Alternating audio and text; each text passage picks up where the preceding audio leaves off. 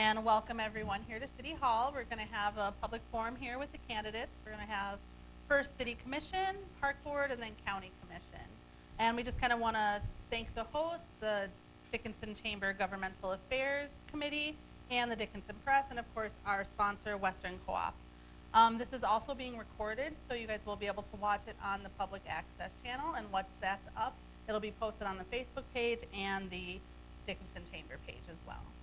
All right, so we'll go ahead and get started. How we're going to start is all of the candidates will get a few minutes to introduce themselves, and then I'll ask them some questions. They'll have 2 minutes to respond. Then we'll finish up with a closing statement from each of our candidates. So we'll go ahead and start with Jason. Good evening, everyone. My name is Jason Frederick. I'm born and raised in Dickinson. I graduated from Trinity High School and DSU with a business administration degree in '94. I currently own Legend Homes, which is a contracting business. We build houses in town. I've been doing that since about '99. I'm a current member of the Dickinson City Commission and the Dickinson Planning and Zoning Board. I've got 3 kids, Mason, Gavin, and Ella. I'm married to my wife, Sarah, and we have a lot of family and friends in this area, and we've been here for all our lives. So I very much enjoy sitting on the commission. I've got to learn a lot of stuff in this last year and a half of the short term I've had, and prior to that, I've been on the planning and zoning for about 3 years, I believe. So that's pretty much everything. So thanks.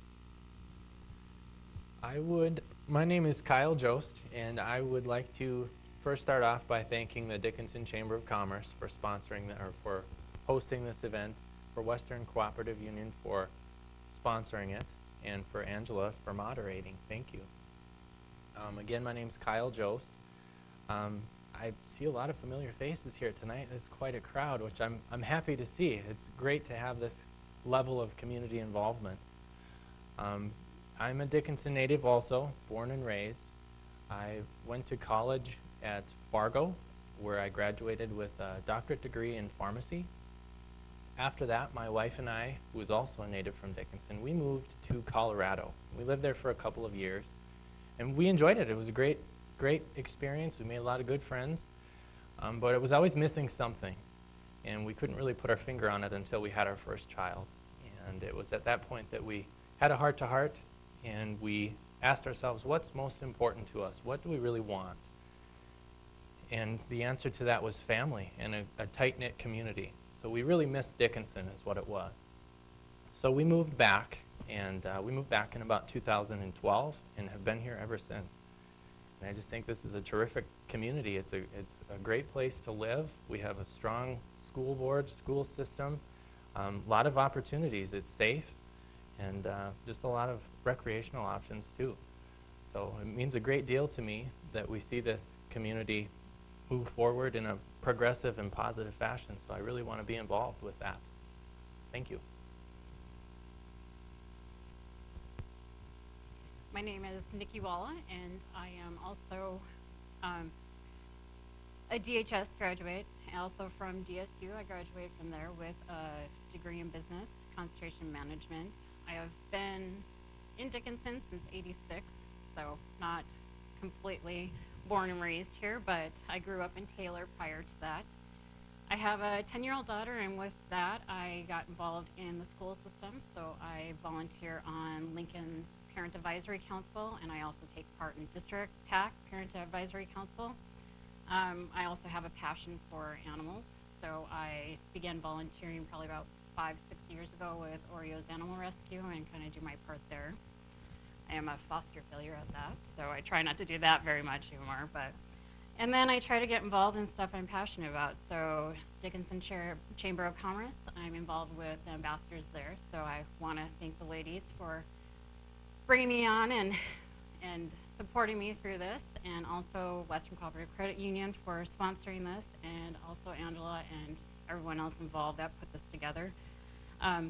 Another thing that is passionate to me is I've been involved with Out of the Darkness, and I think it's good to be kind of involved in the community and kind of get, there's a lot out there that we can help with and join together, and being part of the city commission is another way for me to get out there and be a part of it and have a voice and kind of learn and grow from others around me. So that's kind of why I'm doing it. I'm Clayton Oltmans. I'm currently the Vice President of the City Commission. I first ran and was elected in 2010 when Dickinson was still kind of a sleepy little town, and from that point on we saw some of the biggest expansion that our community had ever been involved in. Population growth, employment growth, infrastructure growth. It's been a very interesting time to be on the City Commission. My side job, other than City Commission, I have an Edward Jones investment office here in town. I also graduated from DSU. And when I first ran for office, I had 2 children in elementary school and a mom on a fixed income. Today, I still have a mom on a fixed income and 2 children that are in college. And the reason I ran back then was I didn't see my demographic represented on the current City Commission. There were a lot of big decisions that were being made. At that time, I didn't know how many big decisions. We, again, went through one of the biggest growths that our community's ever seen. One of the reasons I'm rerunning for my 3rd term is a lot of the work that we started in 2012, 13, and 14 needs to carry on, and I think it's important to have somebody on the commission that knows the background of what we've done, why we've done it, and what still needs to be accomplished moving forward.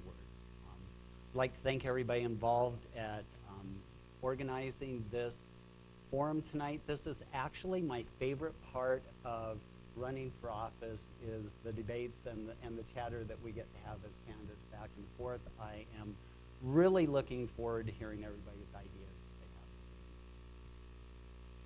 they have. All right, perfect. Thank you, everybody. So we'll get started off with, I think, a question that is great for everyone to kind of get a sense of your answers, and that's exactly, why are you running for City Commission? And we'll start this question with Jason.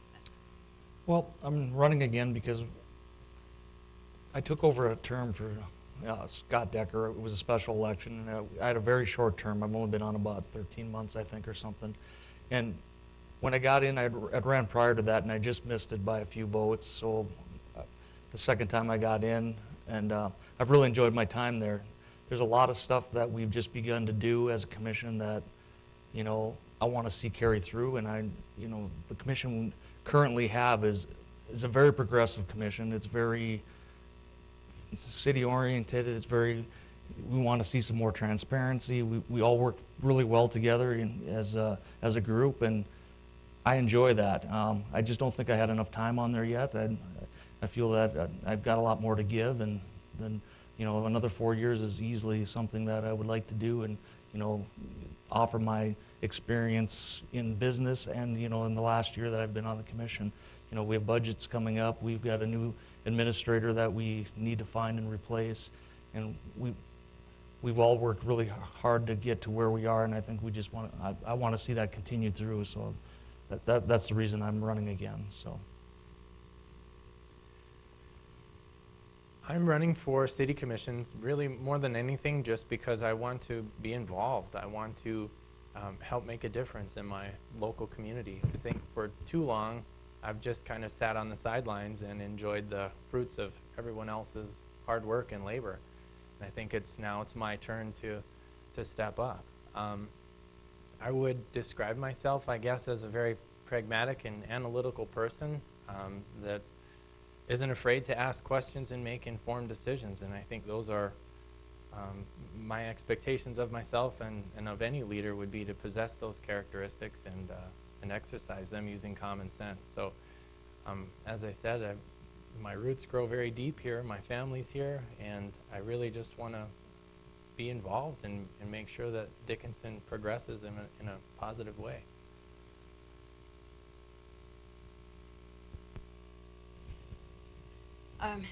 Mine, I guess, to be completely honest, I would have never thought that I would do this, but I had a couple of ladies from the Power of 100, Irene and Shirley, that kind of put the bug in my ear, and I kind of been doing, reading leadership books, and kind of didn't have a reason to say no. So it kind of, if you want to be part of the change, then you need to be involved. And I feel like I need to be a good role model for my daughter and let her know that you can't just step back and let other people do the hard work of city commission or any volunteer organization. It takes a lot of work. And I've been in Dickinson since '86. Always talk about leaving, going to better places, you know, where there's more opportunities, but I'm here. I have my daughter here, we're raising her here, so my family's here. And I think it's important. I think Dickinson has a lot of opportunities. We just need to uncover a little bit more because there is such a diversity now.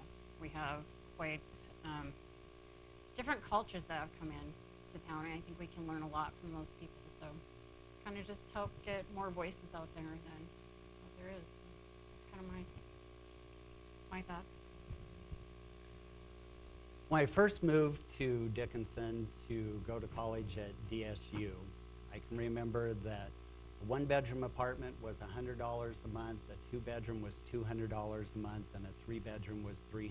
We had really four major employers: the hospital, TMI, Steffes, and Baker Bowl, and that was the foundation of our community. From that point on, we have turned Dickinson into not only a place that has quality of life, but it has sustainability. It offers employment to keep young people and their family. And I think it's a community that, even though my kids are at college, this community offers, for the first time maybe in a generation, the opportunity for our children and grandchildren to be able to come back and have very successful and thriving life with our community center, with all of the amenities that we've been able to afford this community during the expansion. With that expansion came a lot of debt. And the reason that I'm running for city commission is that we are $100 million in debt. And we've been very pragmatic about retiring that debt as quickly as possible. There's still a lot of projects that need to be completed for that quality of life and that sustainability that you and your daughter are looking for in this community. And that's my biggest charge. I just don't feel like my work here is done yet, and another term would allow us to get where we need to be, not only financially, but sustainable growth and sustainability in the community as well. Right, great. So our second question, I'm going to start with Kyle. Kyle, how do you think you, if you were on the city commission, what kind of decisions you would make to make the downtown area more vibrant? Well, I've really enjoyed seeing what the Downtown Dickinson Association has already done. It's really great to see the involvement that they've had. I really would like to encourage the small businesses to continue to flourish in downtown Dickinson. I think is a good place to do that. I know that there are some funds available that enable these small businesses to open up, and they help assist with restructuring or renovating of the building. And I think that it might not be all that well known. I think there are a lot of potential entrepreneurs out there that have no idea that these funds exist. So I think one of the things that I would like to do if I were elected as a commissioner would be to make those types of things well known so that the public is aware that they exist. These downtown buildings, they are really old, and for us to see them just basically fall apart and go to waste would be a shame. So I really would like to encourage that and encourage the growth. I think that we've done a pretty good job. I'd like to sustain that.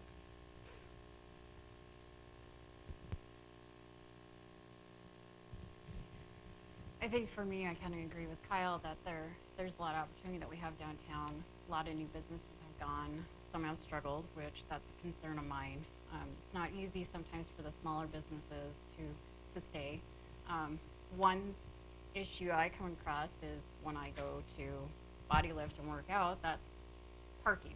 So that's always one thing that small businesses have conflict with downtown.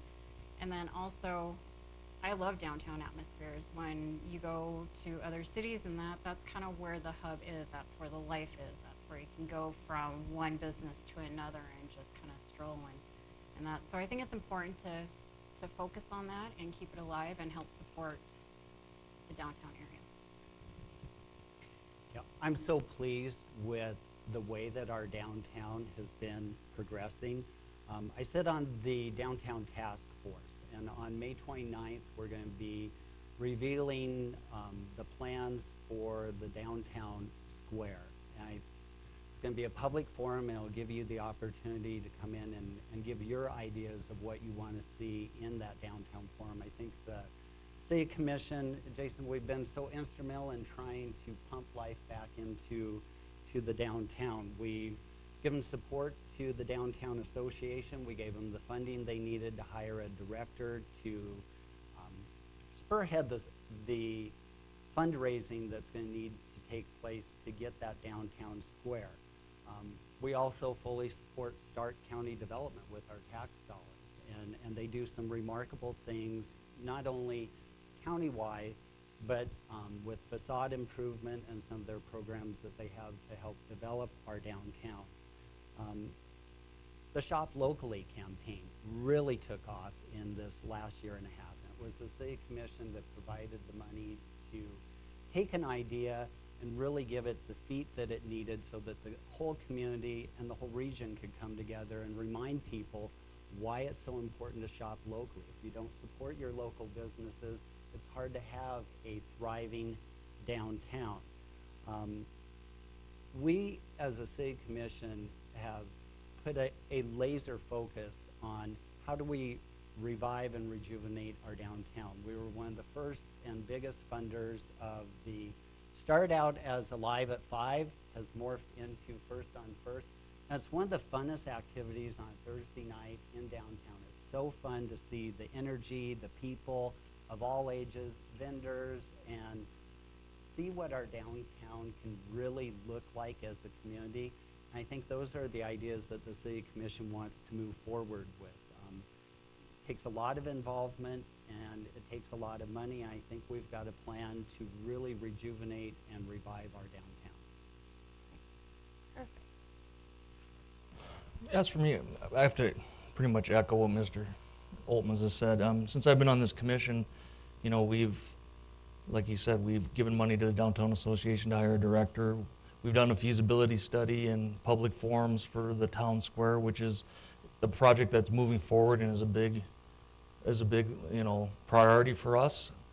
We've got into the governor's program with I can't remember exactly the name, but you know, the downtown initiative, I think it is, with the governor.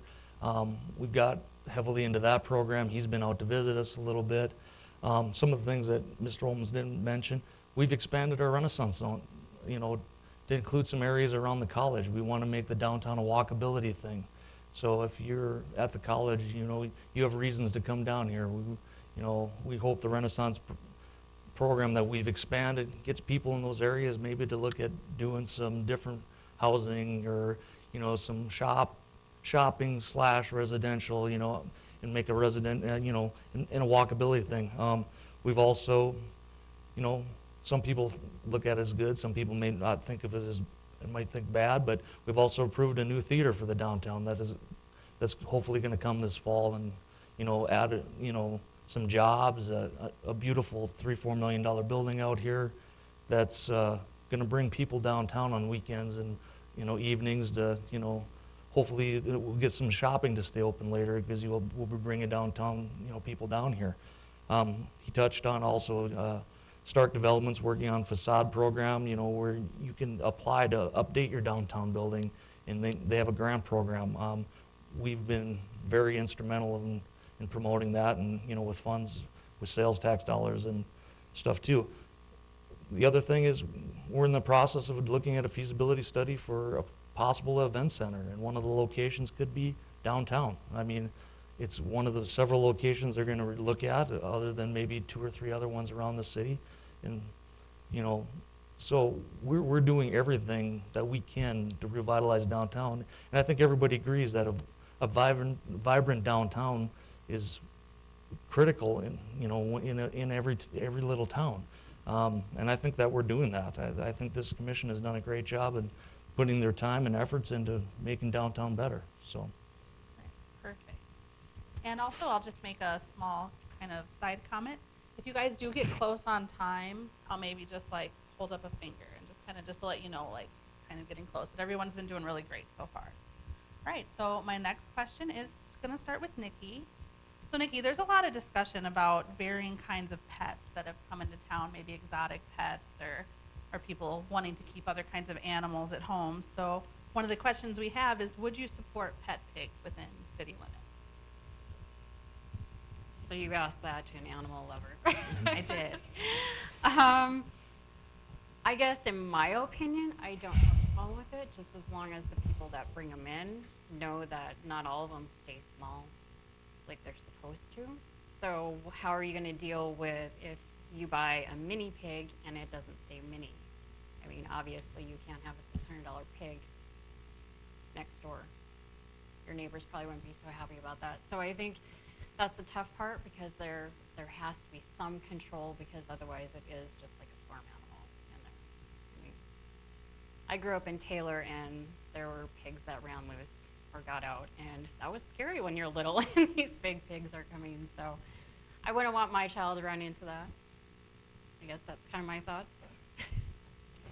You know, as a commission, we get these kind of questions from time to time. We've had questions on whether chickens should be allowed in the community. With pigs, I would suspect it would be based on size, numbers. There would have to be some regulations that would go along with it.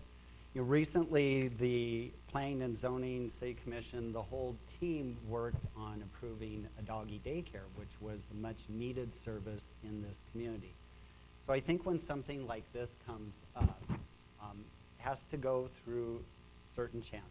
It starts with an inquiry into City Hall, and then it gets directed to the right planning organization.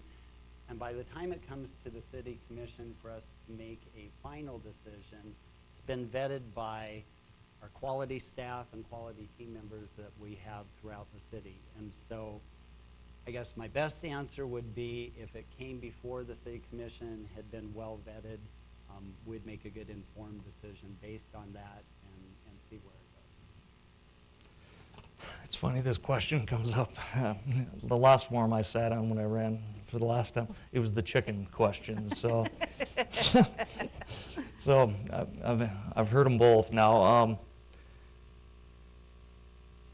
I also sit on planning and zoning, and we spent several meetings and several times, and we had some public hearings, and we would actually, me and another planning and zoning commissioner actually went and visited somebody that had some backyard chickens, and so we looked at it very closely, and it's very hard for a commissioner to sit here and say, I know what my neighbor's gonna like, and is he gonna want 5 chickens running around in his neighbor's backyard, you know, or a pig running around in his neighbor's backyard? So what we did is we left it up to the public, kind of. I mean, we heard both sides, and in the end, I don't think anybody, you know, I was starting to get swayed one way on the chicken, you know, maybe allowing chickens, because you get a good argument on from the chicken people, but then you get an argument from the people on the other side too, and you know, so you sit there and try to make your best decision possible. And as of right now,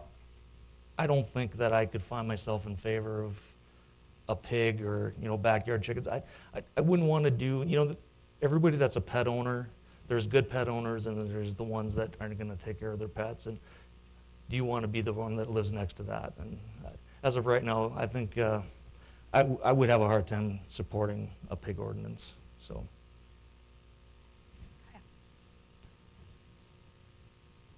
I guess I would have to echo a lot of what Clayton had already mentioned, which was really what it comes down to is, what do the people want? So we would have to, you know, hold some forums. We'd have to have a pretty good conversation, and like he said, it would get vetted well before it would come before the City Commission for the commissioners to decide on. But I do think that, I guess from a personal perspective, I would not like to see pigs in the backyard or anywhere in the yards. As Nikki had said, they, for the most part, don't stay very small. Even the mini pigs get quite large, and that kind of thing in the backyard, I think, would be, I would hate to be living next door to something like that, but really what it comes down to is what would the community want, and whatever the majority would want, then that as a commissioner is what, I mean, you're the advocate for the people, and if that's what the community wants, then so be it, but I don't think that that is what the majority would want.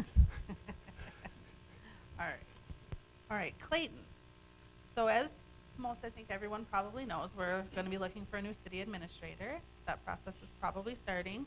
So we have a question wondering if it should be looked at to hire from within the community or do a more national search for an administrator.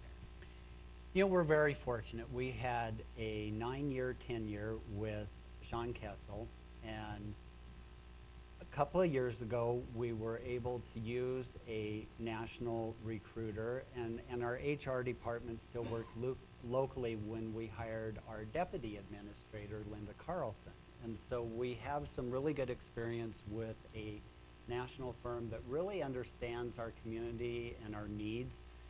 And we are employing them for the search for the city administrator.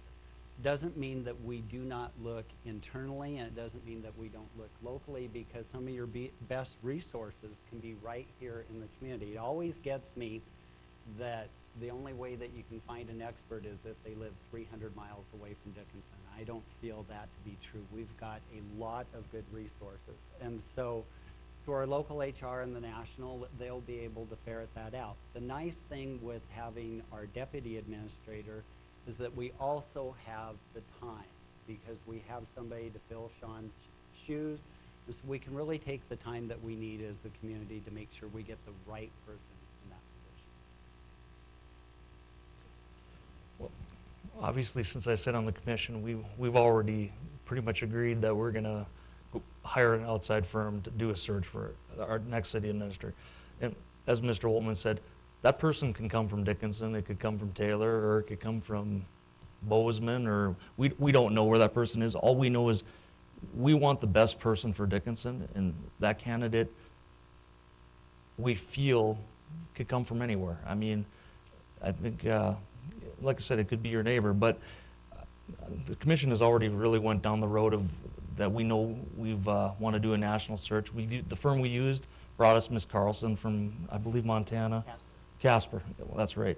And she's been exactly what we needed in the finance department, for the city. So, we just don't want to limit our possibilities. And we want to make sure we find the best person out there for the job, so.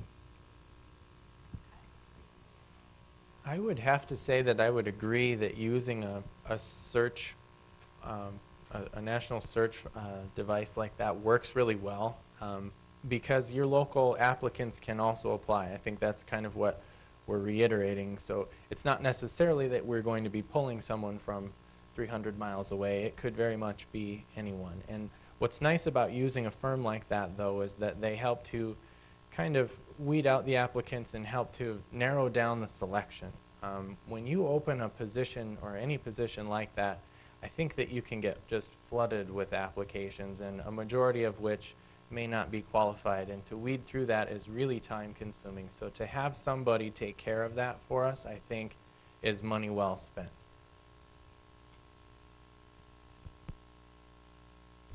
I'm going to feel like a broken record, but I think looking nationally and using a professional to help find a city administrator, to help find someone that's going to be passionate and innovative and help bring a lot to Dickinson is very important. So whether it's someone here locally, someone in the surrounding communities, or someone from another state, as long as they're a perfect fit, I think that's what matters. You can't just narrow it down to one, because you might miss out on great opportunity too. Perfect. Okay, so next we will be back around to Jason here for the next question. So Jason, what does good governance look like? To me, good governance is,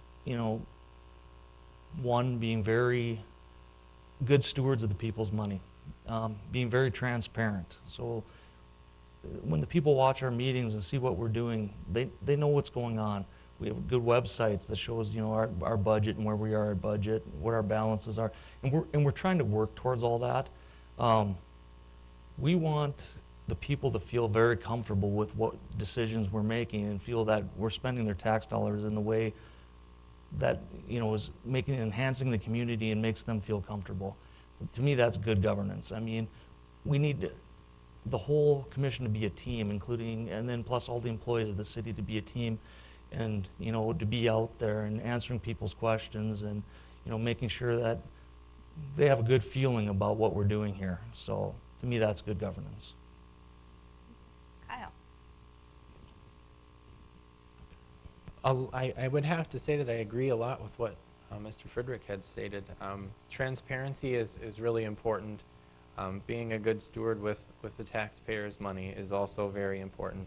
I would also, I think, add to that too, that encouraging community involvement and communication in general. I think that, you know, a lot of folks just don't really know what's happening around them until it's already begun. I know that personally, as of late, I wanted to be more involved, and I wanted to attend some of the city commission meetings, and I would say that, you know, I would look at the agenda listed about a week before or put online, and I wouldn't really understand what I was reading. So I didn't know if it applied to me. I didn't know if I should attend or if it would be a good use of my time. And so I think that communication and involving the community is really, really important. And so that is, I guess, the kind of governance that I would like to see.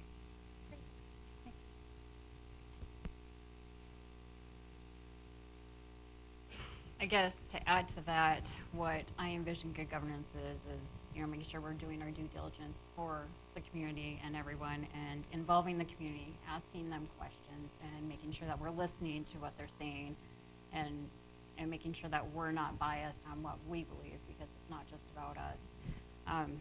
And just simplifying it, you know, like Kyle said, sometimes you look at the agendas and you're like, how does this pertain to me? Well, if we simplify it in a way of communicating it to the public, then maybe we'll get more involved too, and then working as a team to come to solutions that are best for the majority.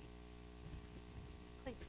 I think first and foremost, it's transparency. And what I enjoy most about the city commission is that you watch us make decisions live and in real time.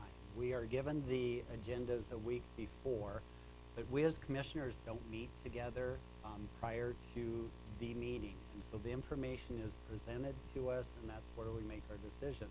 We have that week prior to do our research and get the information that we need to make a good informed decision. But you need that transparency. Further, you need communication. You need the ability to talk with the people that the decisions you're making affects. And I think one of the greatest things, and it doesn't get utilized a lot, is the very last agenda item is anyone that has city concerns that are not on the agenda are able to come forward to the city commission, and we will sit here and listen to people's complaints or ideas at any meeting. And I think that's a very valuable thing for citizens to have. You don't have to necessarily be on the agenda to have your voice heard. Beyond that, it's the fiscal responsibility. We are the stewards of your tax dollars, and so every decision we make needs to be based on what is the greater good for the community, and that's how you give good government.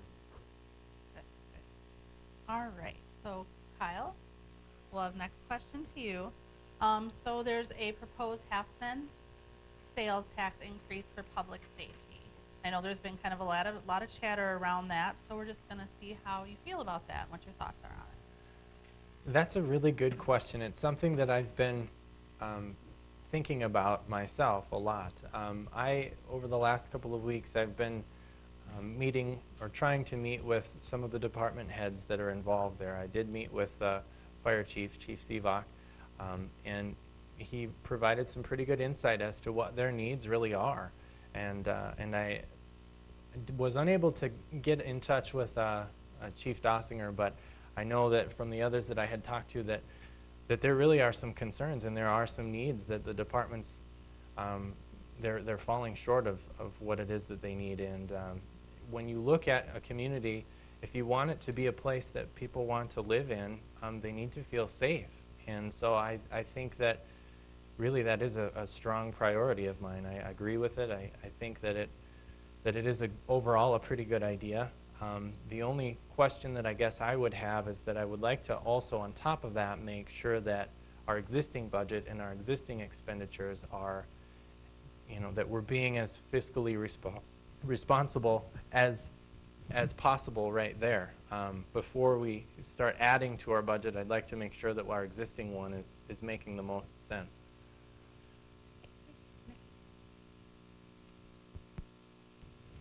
I have to agree.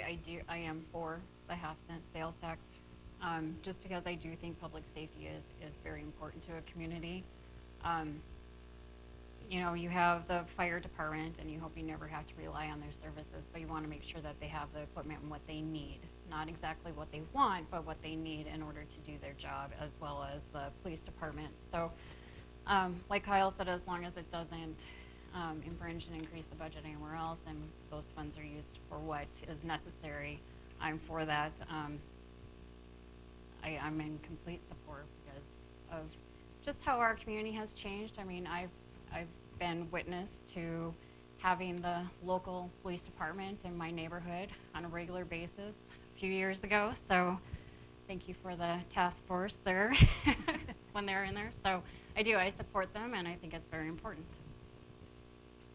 The half-cent sales tax idea came about because one of our major fundings for public safety is property tax. We just had our Board of Equalization meeting, which is one of the toughest meetings of the year. And the money that we raise from property tax does not cover the budget for police or fire. It falls well short.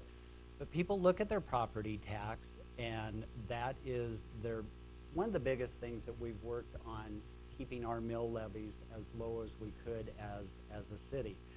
The half-cent sales tax will be voted on by you, the public, so you're going to have an input to see if you are for or against it. So I think that's an important aspect, that it's not the city commission pushing the tax and deciding on it. You as voters will get to decide on that. But the fairness of it is that we're a regional hub, and we provide our emergency services not only to Dickinson, but the surrounding areas. Those are the same people that are coming into our community and shopping. So what better way than to utilize a half-cent sales tax when they're shopping in our community, and then turn around and use those same funds to provide the services back to their community. I think it's a very fair way to do it.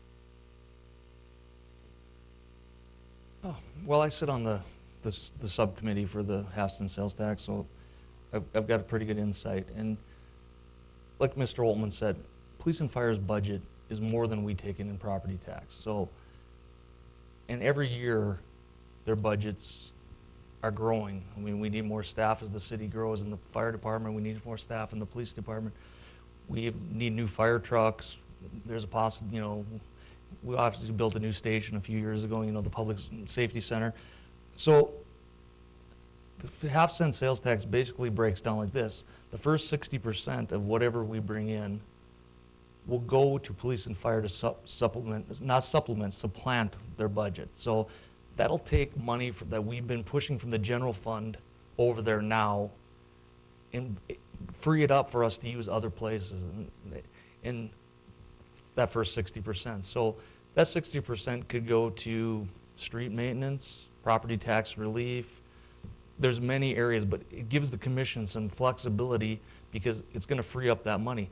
The other 40% is basically going to go into a fund, and it's going to be a rolling fund. So if we need something for police, like, a few months ago they came in and we're losing our task force officer, and we don't have a budget place. We don't want to lose our drug task force officer because the state has cut their funding. So us as a commission need to find a place to, to try to keep him. Well, that money that's in that pot that's left over, that 40%, could be something that we could dig into and say, yeah, we need to keep this task force officer, so let's go into that pot and let's see.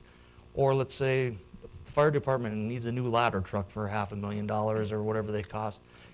We don't have $500,000 maybe set aside in their budget, but as that fund builds, we should have some money there to maybe buy that ladder truck if we need to. So it's not what everybody thinks, that we're just gonna get half a cent sales tax and police and fire are gonna just run wild with their budgets and get everything. It just gives us some flexibility, and it gives everybody a little more opportunity to pay towards the services they rely on and expect to use, so. Thank you. All right, so my next question then is for Nikki. So Nikki, what is the biggest challenge facing the city of Dickinson? Just one. I know there's been a lot of challenges lately. I mean, we obviously went through the boom, and then we had a pullback, and that. And so just keeping, from what I see, is keeping those families that come here during the boom, keeping them here, making sure, you know, housing is affordable and there are places for them to work. And there's room for the kids in the schools. Our schools are full.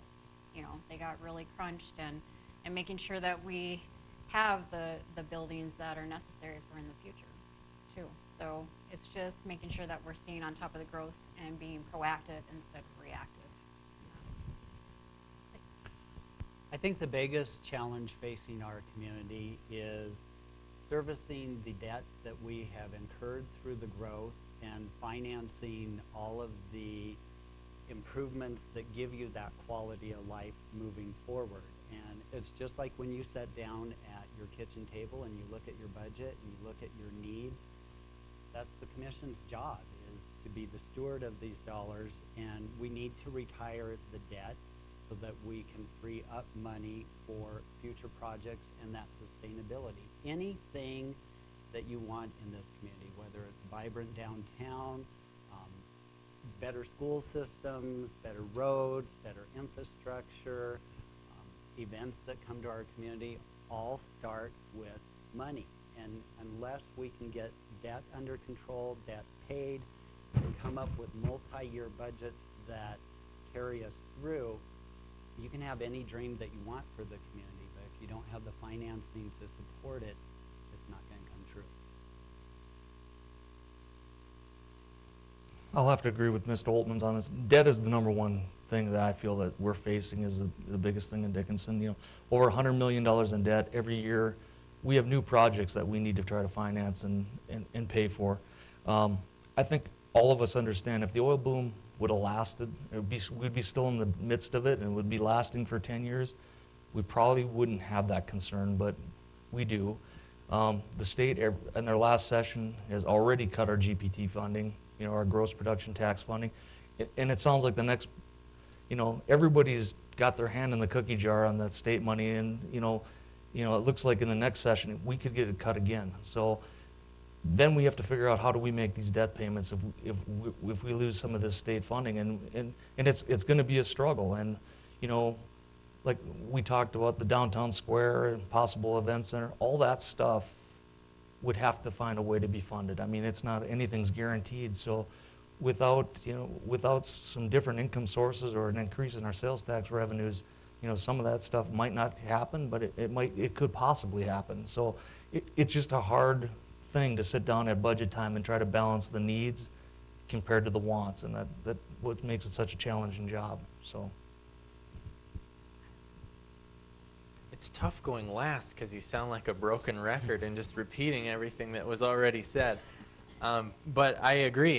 The two things that I guess I'm focusing on, or I would like to focus on, one is the management of our budget. I realize it has come to my attention that we did take on a pretty significant amount of debt, but it was necessary. We had to do that in order to grow.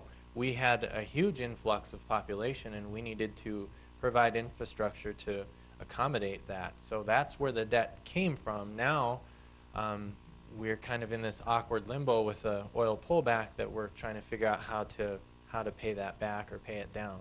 So that would probably, as well as everyone here, that'd be my number one priority. And then the second, being a father of 2 children, it's important to me that we have a community that continues to progress in a way that makes it family friendly. Not only a community for people to move to, but to stay in. Just like Nikki had said, I mean, there were a lot of families that came here for the work, and then a lot of them left when the work dried up. And if we would, I think, have done a few things to try and keep them, we would have a better future. I mean, really, it is our kids and our grandkids that are what's going to be the legacy of the community. And so the decisions we make today need to be wise and well thought out, so that their future is as good as ours is right now. Okay, perfect. So Clayton, we will put the next question to you, and I think we'll probably ask about 2 more questions, possibly 3, then we'll move on to the final statements for everyone, okay? All right, so Clayton, once elected or re-elected, obviously, right? How would you continue to learn what issues are important to your constituents? You know, I think the same way that I always have. I've been open and available to constituents when people are, my cell phone is on the city website, so it's pretty easy to get a hold of me. I've always prided myself on being open to meeting with people, hearing their ideas, and listening to their concerns. Doesn't mean that I can always resolve the concern exactly how they want it, but I think most people just want someone that's approachable, someone that will listen, someone that has empathy for their situation, and someone that will look for creative solutions. And that's the approach that I've used in the past, and it served me well. I think that's what I would stick with moving forward. Again, I'll echo what Mr. Oltmans has said. My personal email, my city email, and my cell phone number are all available on the city website. I take calls all the time. I respond to emails. And the other thing I do have a personal city commission Facebook page, which people send me messages all the time. They share stuff to my page. I respond to every message as they come in. I'm more than happy at any time to sit down and meet, go walk through and look at their concerns. I'm very open and willing to always do that if they want me to come and visit. So.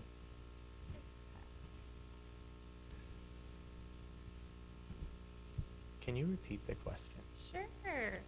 So if elected, how would you continue to learn what issues are important to your constituents? So I consider myself pretty young. My oldest daughter would disagree. She thinks I'm very old, but I feel like I still have a pretty good sense of touch with the younger crowd and the younger generation. I think one thing that would really help with communication would be an online presence. I mean, we do have some Facebook pages and there is some activity there, but even our website, there are things that I think we could improve upon to improve that communication. Also, personally, much like what Mr. Oltmans had mentioned, I'm a pretty approachable person. I think that that's really important. Listening to people when they come and they have questions or they have comments, being that person that they feel comfortable being able to talk to is really important. And so that would be, I guess, what would make me a good commissioner in that regard, I think.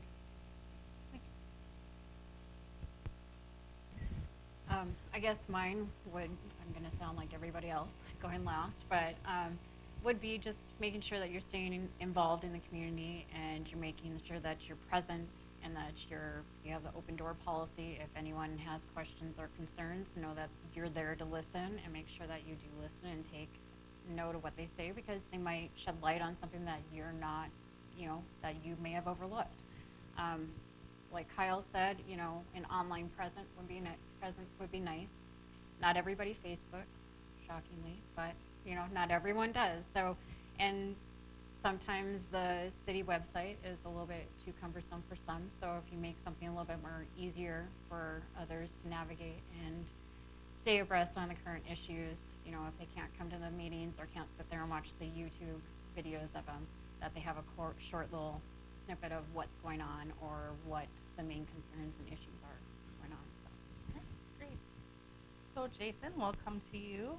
So we've talked about the event center a couple times tonight, or at least it's popped up. So let's get everyone's thoughts on the event center. So Jason, we'll start with you. Well, as we talked earlier, we're in the commission has authorized a feasibility study. So once that study comes back, I would, no matter what the commission looks like in the future, I'm sure it'll be vetted very thoroughly. And if there's a way that we can find a way to pay for it, I think that, you know, I would support it. I mean, the problem is raising the kind of money that we would need probably to build it might take some time.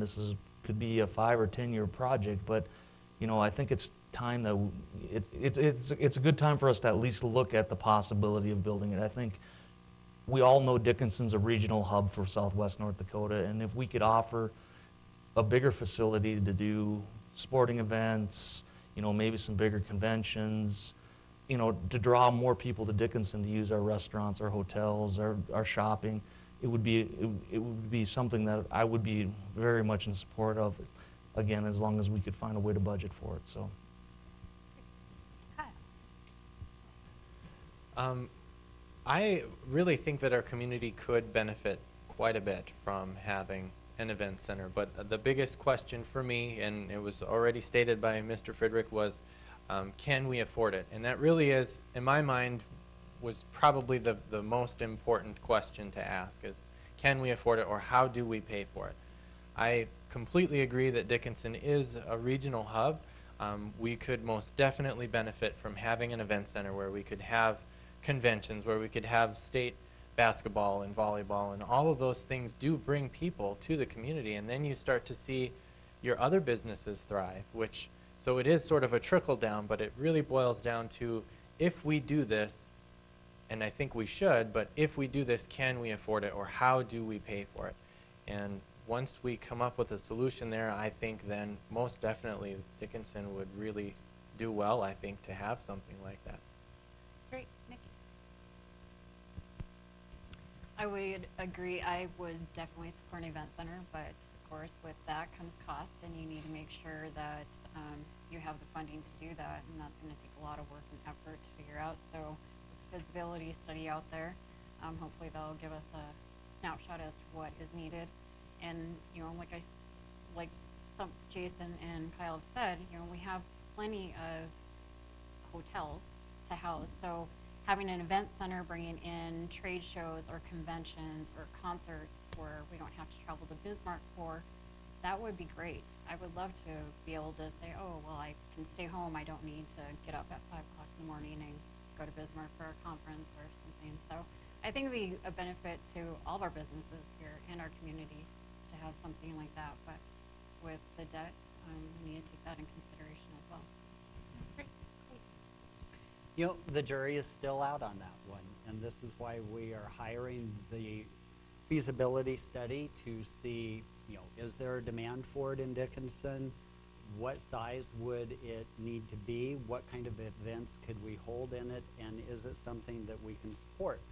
At one time, the Badlands Activity Center and the Community Center were just dreams that we thought that our community could use, but we didn't know. So we did feasibility studies to make sure that the math would work out.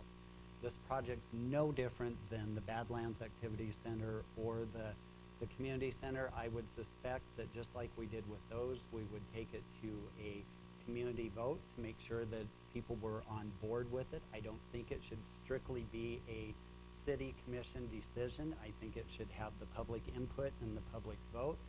Feasibility study will go a long ways towards gleaning that information that we need as a community to decide if that's the next big project that we want.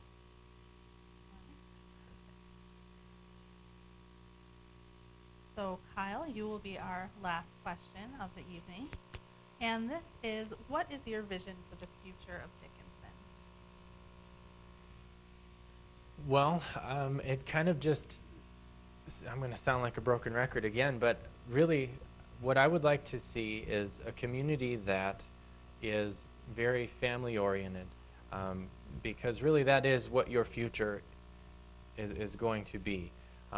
And so what we need to continue doing are these quality of life measures in this community center. If the community is in support of it, things like that.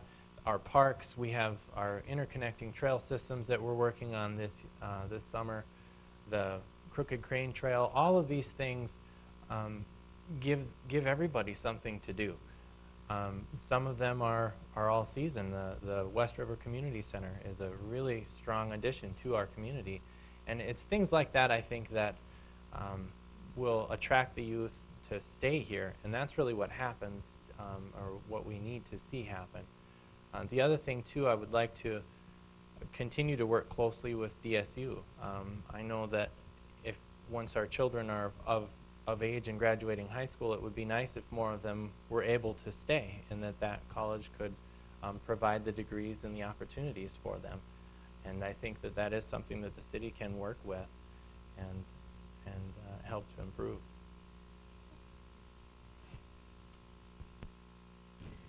I think when you're a parent of a young one, that's kind of always the direction you go. When you're younger, you don't focus so much on the family-orientated aspect of a community, but the older I get and the older my daughter gets, and out there, you want more for them to do.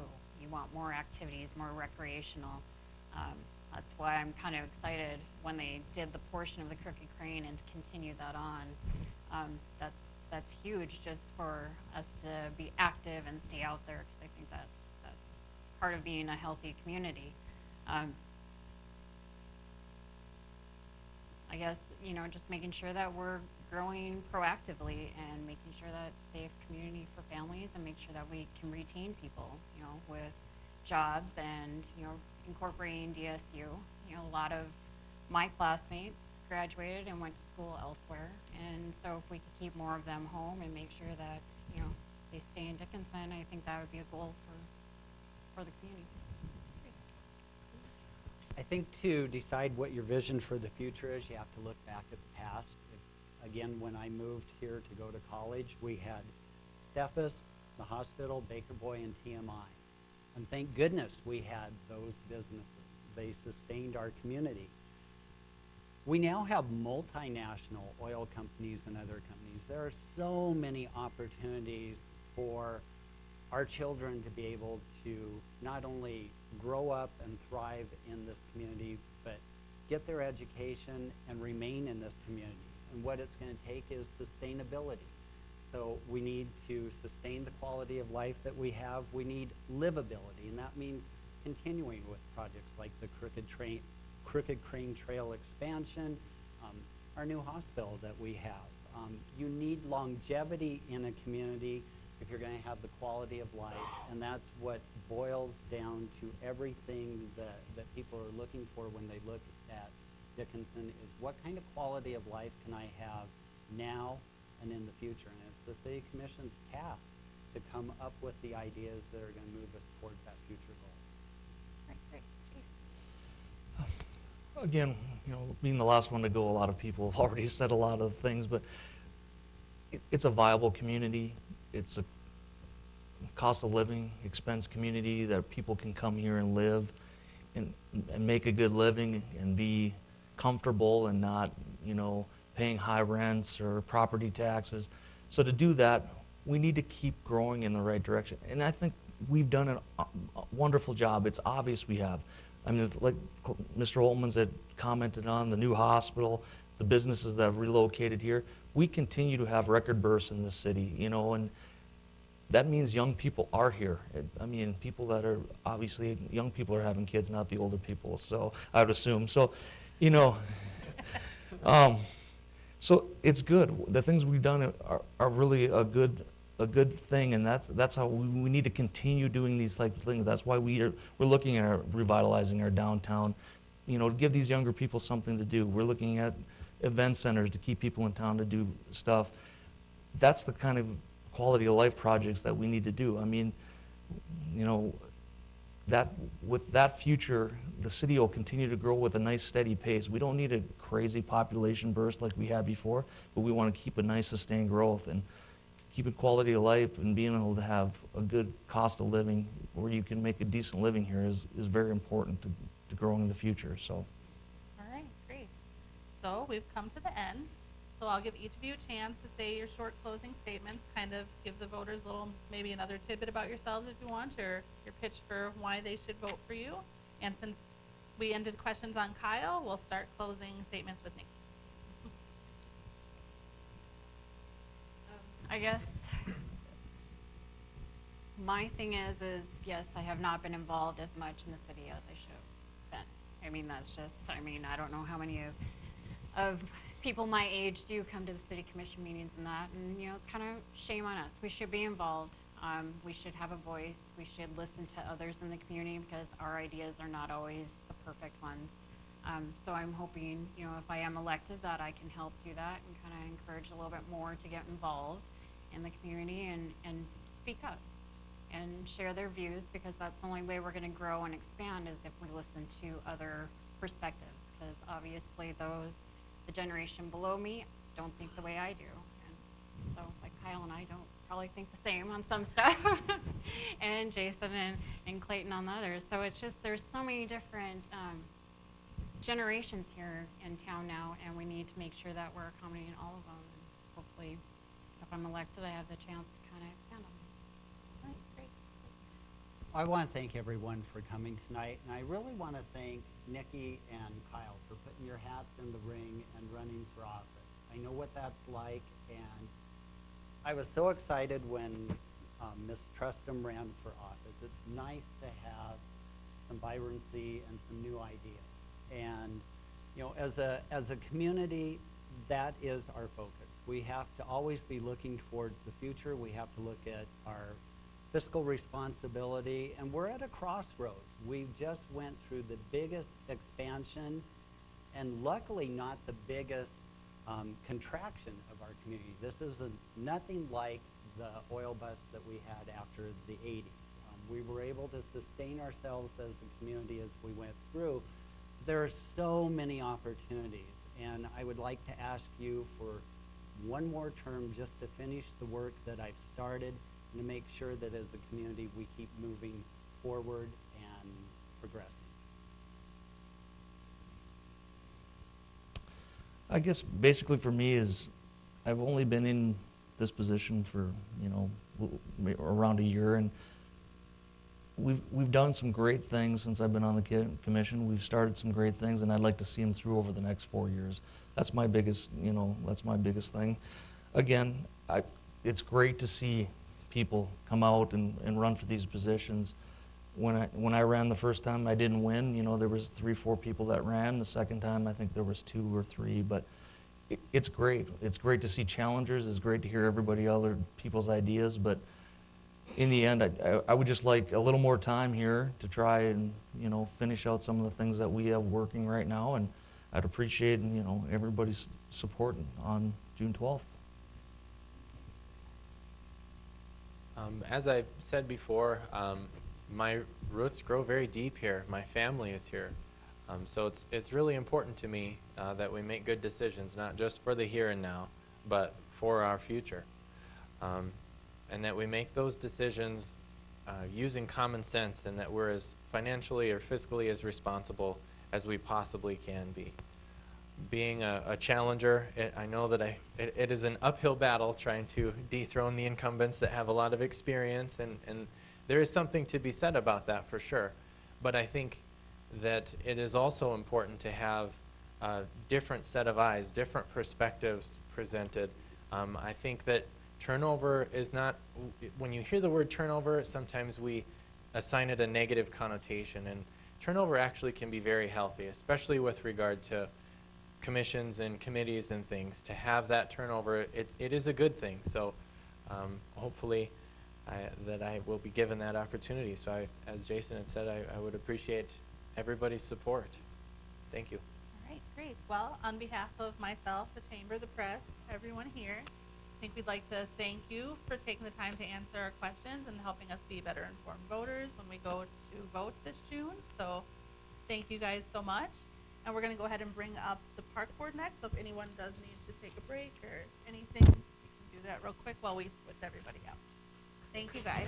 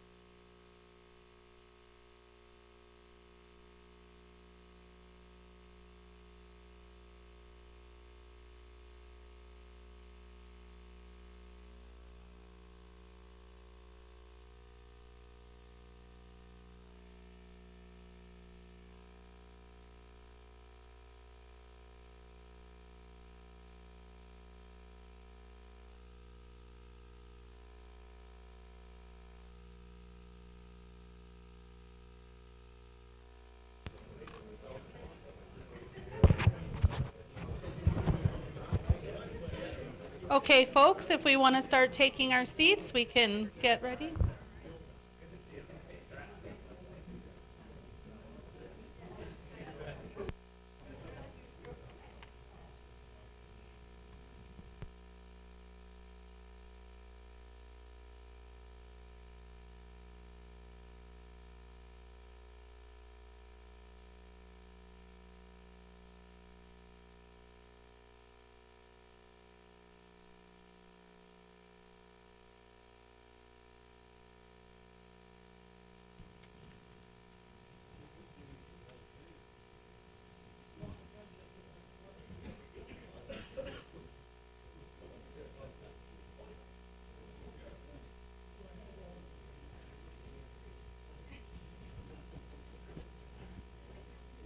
All right.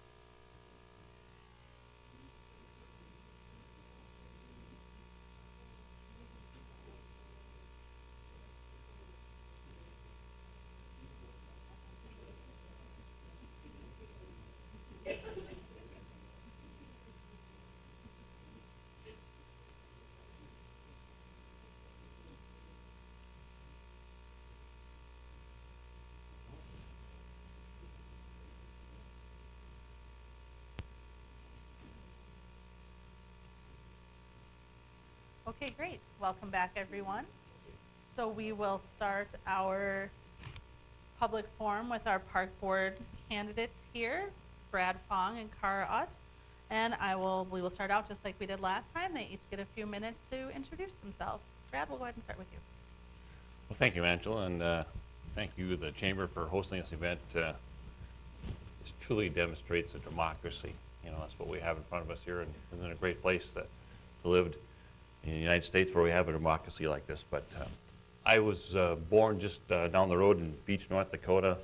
Moved to Dickinson when I was about 3 years old, and I attended Roosevelt, Berg, Lincoln, Hagen, Dickinson High School, Dickinson State University, and University of North Dakota in Grand Forks. And so I'm just about a lifelong resident of Dickinson, but for the past 41 years, our family owned Parkway Ford, and I served as president of Parkway for the last 30 years.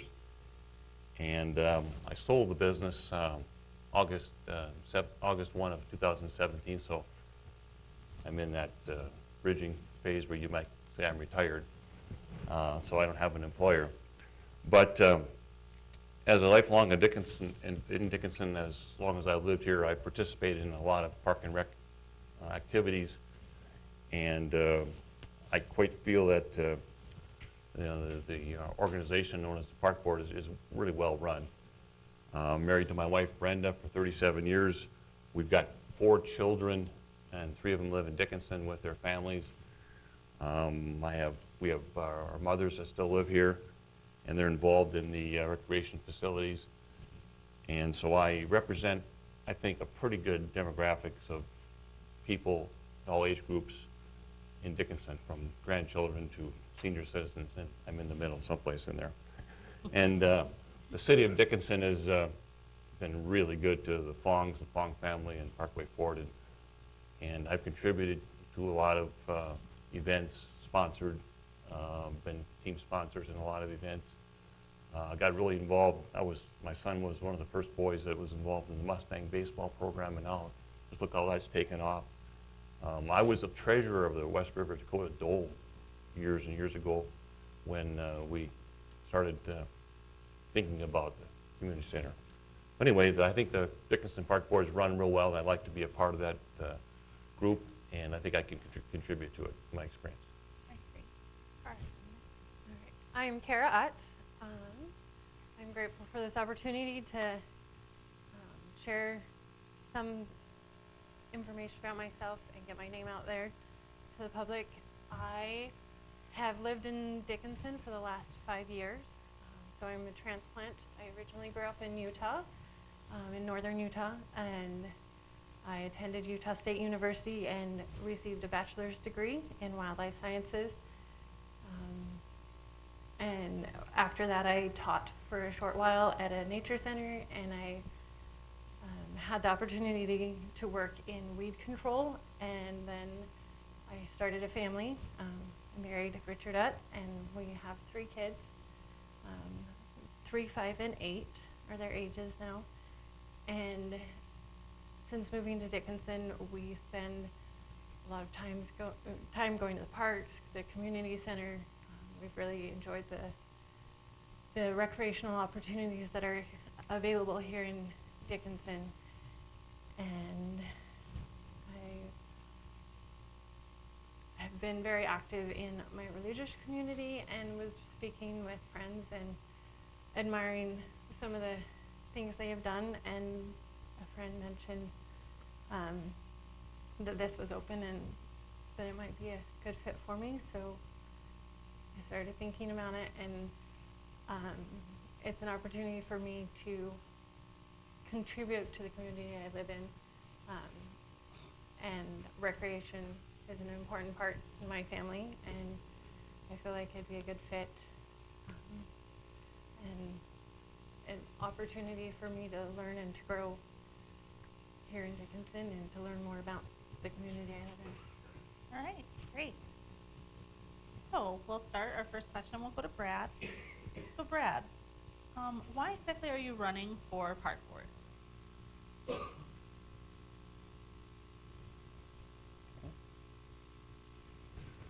Well, first of all, I not used to not having a job, and so I have the time and have the experience. And when you own a business, you hire people to run your business. When you're the manager, owner, you have a vision, you see things that need to be done. And I don't plan on working for the park board. I plan on being on the park board and maybe seeing some things that I can see that maybe people right in the middle of the trees can't see the forest. So I think I have a vision. I can see things that need to be done, need to be attended to. And I'm also a very approachable person. I had a real good relationship with all my employees, and I felt that I could use those skills to listen to the people of Dickinson and see what they think that needs best for the park board, and I'd be willing to give it a best effort to accommodate some of the requests.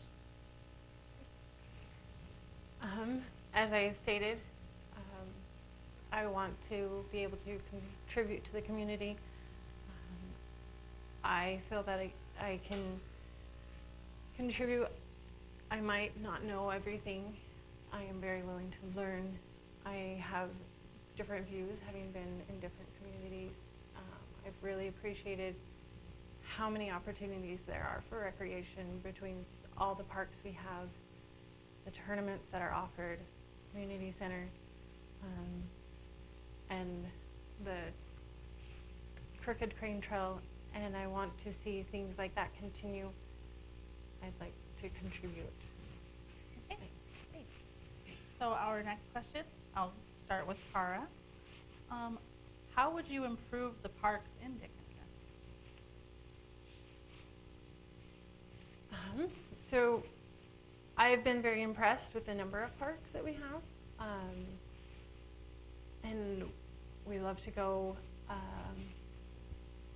The one thing I've seen a few times as a mother is a few times I've seen some toys that have been broken. And so even then I wasn't sure where to go to report things like that. And I think maybe finding a way, maybe on a park board or like on the signs that are there, perhaps asking for the community to contribute their comments on what maintenance may be required. I know it can also take time, but that's one thing I've seen that I think we could do a better job of watching for those safety issues and just continuing to maintain and keep them as nice as they are and improving them where we can.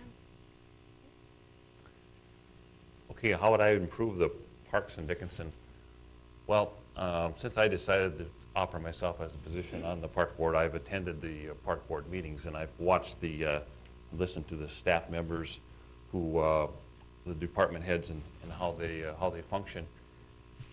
You know, there's a lot of things you can say you'd like to see done different, but a lot of it has to do with the weather.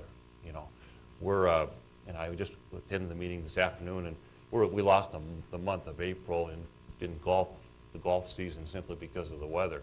So we're limited to what we can do with the parks, with what time we have, which moisture we get, and the quantity we get, and the timing of it we get.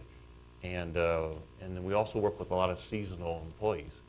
So observing how things work, it's a little bit of a challenge to deal with outside elements. But for the most part, I think the staff members, the heads of the departments are doing a wonderful job with what resources they have. So I don't think there's anything that needs to be fixed. There's things that can be improved. But more than not, I'm really proud of how well things are running at the parks right now. Great. So next question, we'll start with you, Brad.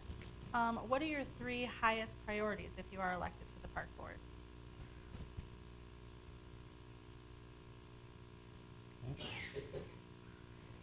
Well, I don't think we can change people's shopping habits. I think the online shopping is really going to take over the shopping, the people's buying habits.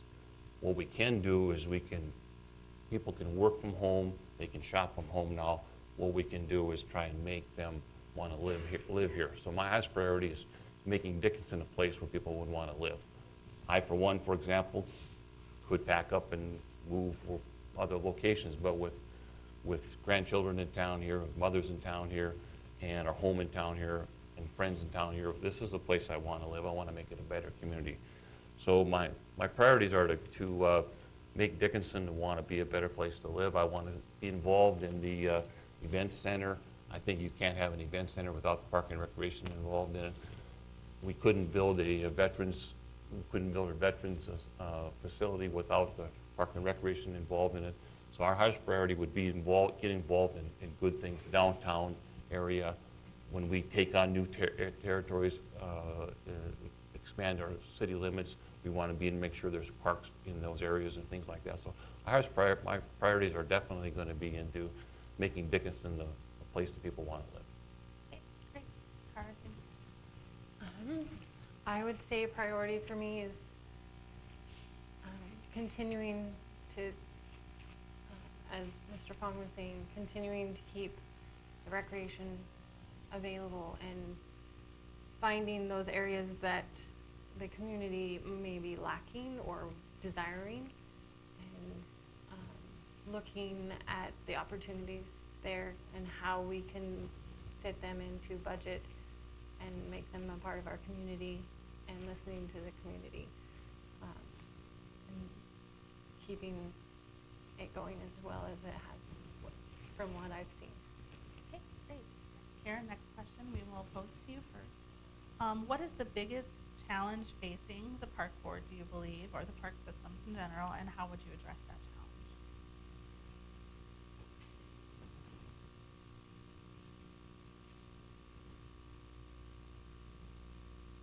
I would feel that as we continue to grow as a community, expanding those recreational opportunities, it's going to take money, and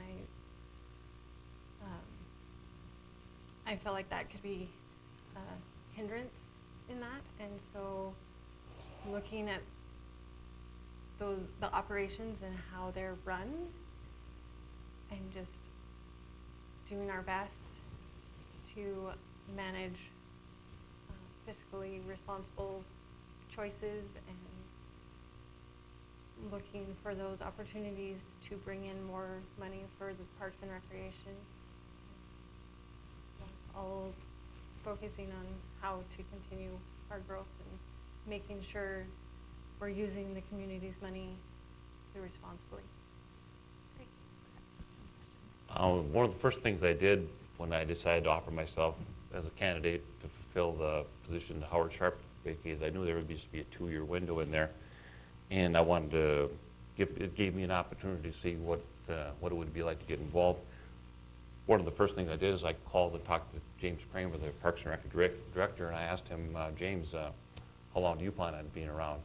And he gave me an answer like, well, I like what I do, and I plan on being around. And so what was important to me, the biggest challenge facing the park board is to maintain the good people we have working in the park board.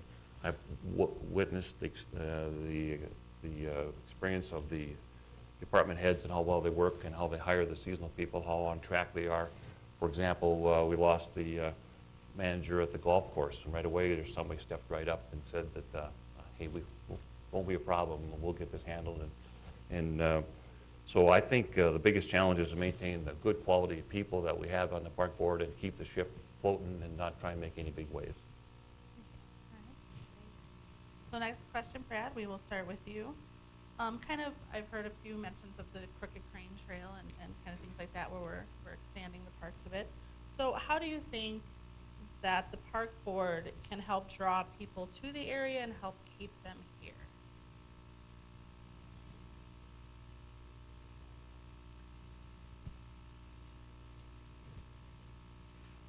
Okay. I think diversity is probably the key word there. You know, what I like to do may not be like what Kara likes to do, what my mother might not like to do, or what my grandkids might like to do. The diversity of opportunities for people of Dickinson to, whether it be ride their bike on a Crooked Crane Trail or swim laps at the community center or hit golf balls in the simulator or just walk across the street and enjoy the nice parks we have. We need to diversify our opportunities for people to live in Dickinson, to keep those people in Dickinson, which I think is the highest priority that we need to focus on, to keep our people in Dickinson and make people want to live and move to Dickinson because they can do their jobs from their homes, their basements, their laptops and whatever. So there's just getting to be a lot of these millennials who are going to be able to live where they want to live. We hope it's Dickinson. I feel the park board has a huge influence on the draw for Dickinson. For my family, we love being outside and getting out, so the Crooked Crane Trail is an awesome opportunity. All the parks that are scattered throughout, as I mentioned before, one of the things, like as soon as we got here, I met a group that was doing park days once a week through the summer, and it was a huge draw for me to be able to, we bounce from all over the parks. There's a huge opportunity there. So those are what has drawn me, and I really enjoy, but as Mr. Fong was saying, diversity. I have friends that they love the sports in town, and their children participate in almost every sport. And so I think the Parks and Recreation, they offer all those different areas, the outdoor recreation, the organized sports, and then we have our community center for those, and just continuing to provide those opportunities is huge. I've been to other communities that don't have near the choices in recreation opportunities, and it's harder to want to stay when you have to travel to your recreation. Great. Right. Kara, we'll start the next question with you. As a park board member, you'll have to kind of find that balance between the services that the community demands and then the amount of money that you have to spend on those services. How do you think you would best try to address that? I'm one that if I'm going to make the decision, I want to know all facets. Like, I want to hear from the community on what they want. I want to hear from those that are running the facilities and those that are managing the money or know the expenses. And I want to hear all sides so that I can take the time to think and look and understand what's wanted and what is possible with the funds and those things that are available to us. Yeah, as people age and as interests in people's recreation changes, I think we have to pay attention to what the users are asking for, and not just throw money at this because we think it's something that's going to take off and go. We'll have to follow along with they have real good records of the number of softball teams, the number of golfers, season passes, and they've got the recreation numbers. They've got all these numbers, and they monitor them and they look at them and they see what's going up and what's going down. And I think we have to put our money where the users are. And it's early in my career as a park board member maybe to make changes, but I'll be involved in where I see things happening, and people, I'll be accessible to say, hey, pickleball is coming to Dickinson. What are we doing for pickleball? And I'll say, well, let's see how many people we got involved in pickleball and what we should do to make it more accommodating for them, but without damaging maybe some other recreation that we're already using. Because pickleball courts are shared with tennis ball courts, so you have to have a balance between pickleball and tennis ball, and try and make everybody still comfortable with using the facilities. Okay, great. Brad, next question, we'll start with you. What does good governance look like to you on the park board? What does, pardon me? Good governance look like in regards to the park board? When you say governance, are you talking about the people who are on the board already? Yeah. Okay. Well, yeah, or even your place on it if you were to be elected. Like, what does that? Yeah. Well, I've, like I said, I've attended the last 3-4 months worth of meetings. I've asked when the meetings are held, and I've showed up to the meetings, and I haven't asked any questions, but I've listened, and you can learn a lot just by listening. And I feel like I have a good relationship with all other 4 board members on the park board, and it kind of goes to show that 3 of those 4 are up for re-election, and they're running unopposed. So I feel that they're solid. I think their leadership qualities are there, and I hope to blend with them. And I basically feel like I could be one of them. And I think we could have a board that would work well together.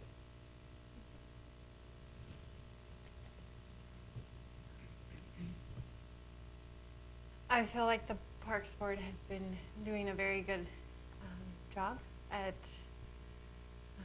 managing our parks and recreation, and I would like to continue in the direction they're going and to contribute any new ideas that I might have.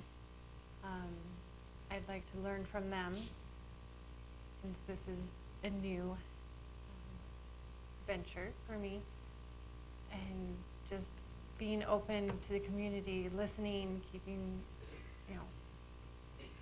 looking at those records they keep on what recreation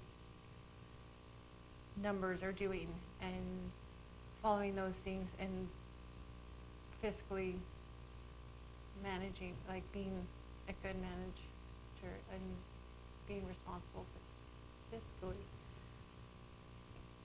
Great. And guys, this will probably be the last question here for you. So we'll start with Kara. And it is, what is your vision for the future of the Dickinson Park Board? My vision for the future of the Parks Board would be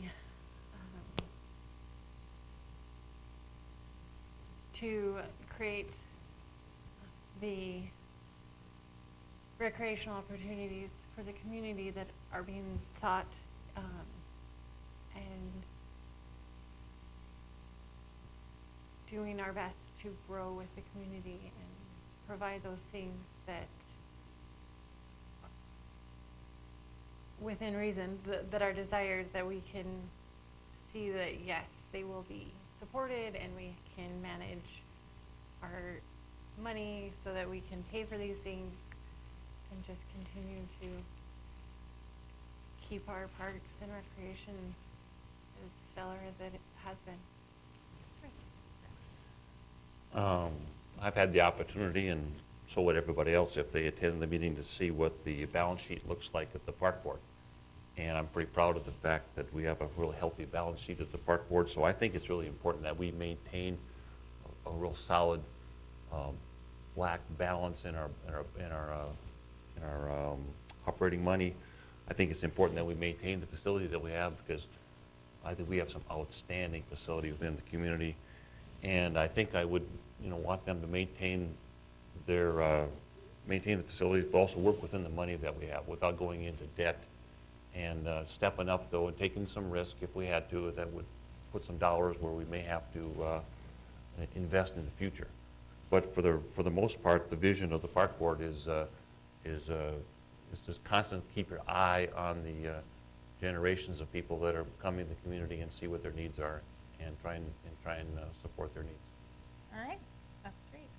So you guys, I'll give you an opportunity to make maybe your closing statements, kind of your elevator speech on what you would give people and why they should vote for you. So we'll go ahead and start. Brad. Well, thank you. I appreciate the opportunity. Like I said, it's just a democracy, and I'd like to see people get out and vote. Being the president of Parkway Ford for 30 years, I kind of could maybe say I ran a dictatorship out there. But I think I also did a real good job of listening to my employees, because I had a really low turnover. And I sold my business because I had a going business. And all the people that were there when I sold had the opportunity to stay. And so I think I'm a workable guy. I can work with everybody. I had got the time, got the interest. And I've served on the Blue Hawk Booster Board for 9 years, 2 years as its president. I was also served on the Church Council at Queen of Peace, and a few other odds and ends that I've been served on. So I have a little bit of experience working with the board, and I just think I'm a good fit for the 2-year remaining term for Mr. Howard Sharp, who's left the position open. I feel that I am a very open person. I do not like to make snap judgments. I do my best not to. And when I am asked to make a decision, I often struggle.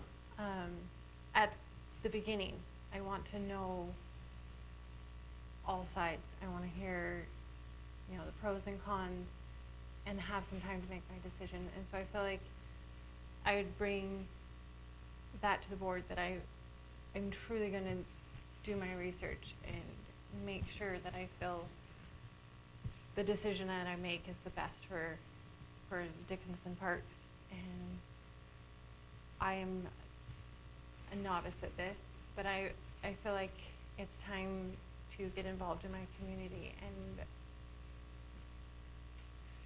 take a chance and do what I can to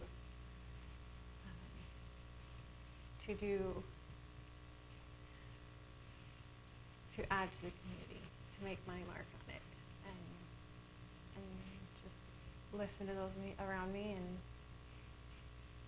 and do what is best for Dickinson Parks. All right, wonderful. Thank you guys so much. I'd like to thank Brad and Kara for taking their time to answer our questions. So thank you guys so much. Look forward to voting in June.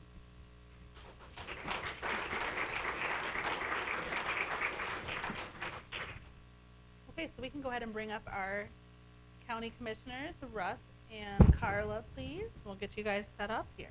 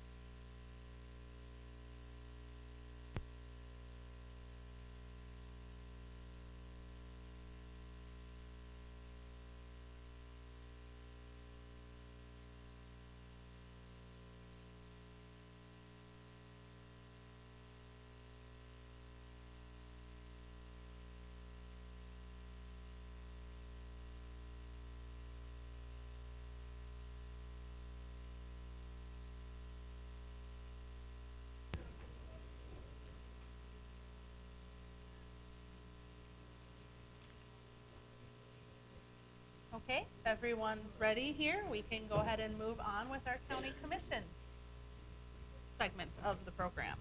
This is our last and final one, so exciting.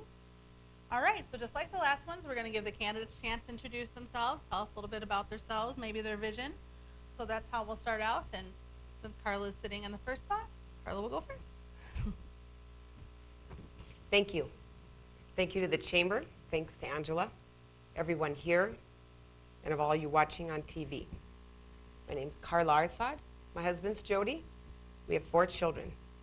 I grew up here in southwest North Dakota, north of Belfield in the Fairfield area. Ukrainian, Bill, back off over there. My parents milked cows, and they were farmers north of Belfield in the Fairfield area. I spent lots of time out there with my dad. I understand agriculture, understand ranching. I also understand business. My husband and I opened Bogey's Diner in 1995. Learned how to work with the public and how to make positive changes, even though sometimes you have to make stern decisions. I decided to run for county commissioner because of my energy and my drive and my determination. I will have common sense for Stark County, and I'll strive for effectiveness.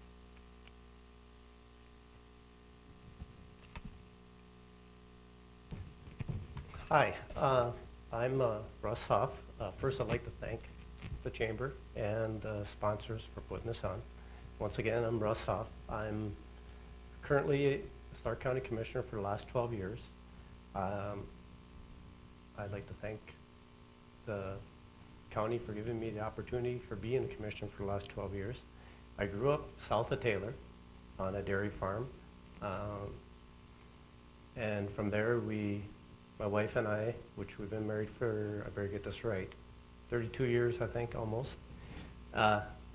We moved southeast of Dickinson here, and we have 2 growing children, Heather and Dustin, and a grandson, which is the light of our life right now.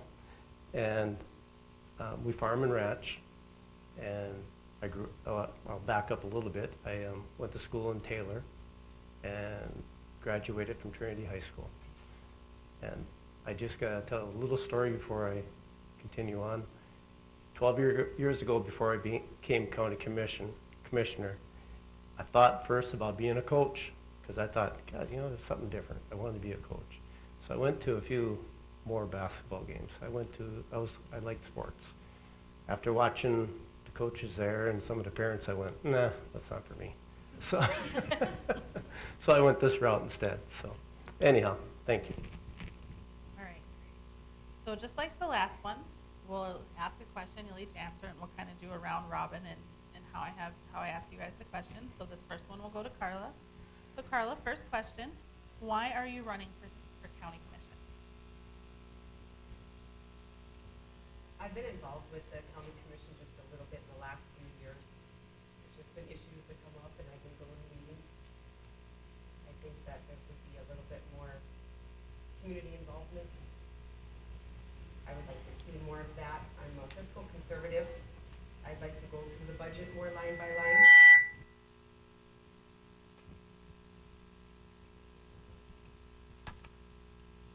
I'd like to go through the budget more line by line.